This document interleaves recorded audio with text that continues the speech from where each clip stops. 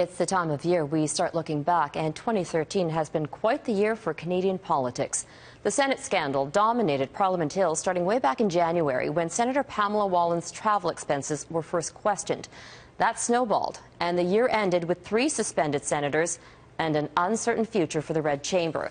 But that's not all that happened on the Hill. Michael Couture takes a look at the top Canadian political stories of 2013. The Senate expense scandal dominated Canadian politics throughout the year. It all started in January when Senator Pamela Wallin's questionable travel expenses were sent for an outside audit. Similar audits followed on the living expenses of Senators Patrick Brazeau, Mike Duffy, and Mac Harb. All 3 claimed thousands of dollars in housing allowance they weren't entitled to. But the conclusions of the 4 audits were damning, leading to Harb's retirement and the suspensions of the 3 others. And they weren't the only political casualties. I told you, I'm a man of my word. Have you paid the money back, though? Duffy claimed he reimbursed the bogus charges himself. Nigel Wright resigned, and then Duffy used the Senate floor as a stage to tell his version of the facts. We are good to go from the PM. Mr. Speaker, what did the Prime Minister approve during that hour? On the House of Commons side, opposition leader Thomas Mulcair led the charge trying to get answers, grilling the Prime Minister on what he knew about the cover-up. Outside Parliament, another political problem for the Prime Minister. First Nations leaders demanded face-to-face meetings with the Prime Minister and the Governor-General. Divisions among Aboriginal groups became clear as some leaders accepted to meet with Harper and Johnston separately. Chief Theresa Spence was the symbol of the Idle No More movement. She did not meet with the Prime Minister and continued her protest on Victoria Island for several more days. Thank you. Merci beaucoup.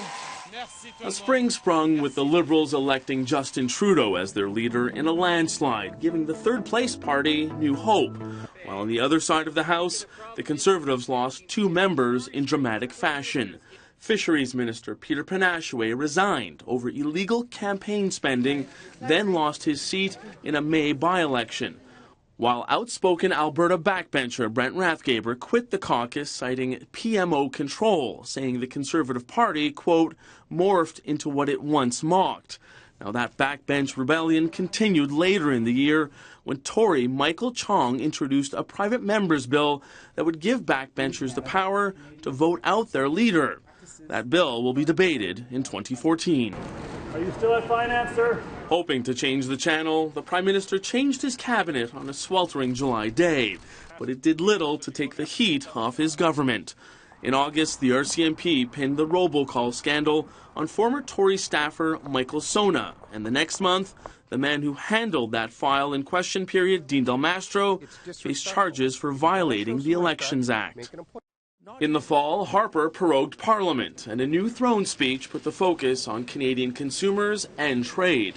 2 days later, he was in Brussels, Belgium, signing an agreement in principle for a Canada-European Union trade deal. It wasn't all good news on the foreign relations front. Documents released by American whistleblower Edward Snowden showed that Canada let the United States conduct a spy operation during the G20 summit in Toronto. And there was outrage when it was revealed that Canada's spy agency conducted espionage on Brazil's mining and energy ministry, looking for economic intelligence. Voters took out their frustrations on the government over the Senate scandal in November by-elections. While the vacant ridings in Toronto and Montreal stayed Liberal, Conservatives lost support in Manitoba despite keeping their seats.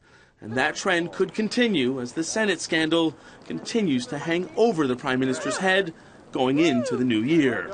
Michael Couture, Global News, Ottawa.